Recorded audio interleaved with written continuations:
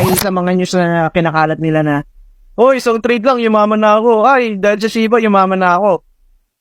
Dahil may ganong nature ang crypto at alam nilang ganong ka-volatile ang market, mas marami pa rin ang hindi ikita dun sa point na yon.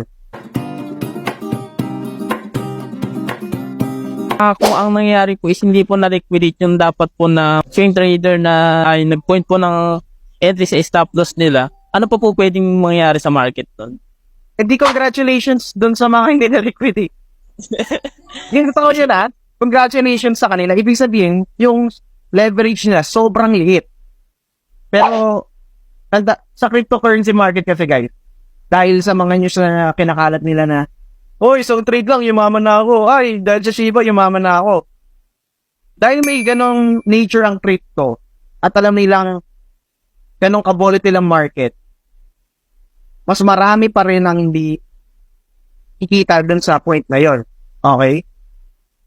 And, again, isang tinatrap ng deviation is ano ba? Ano ba isang tinatrap ng deviation? Yung mga breakout traders. So, ibig sabihin, hindi lang yung mga nag-short eh.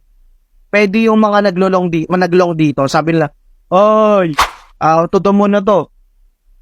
So, dahil psychological level to, iniisip nila na breakout to.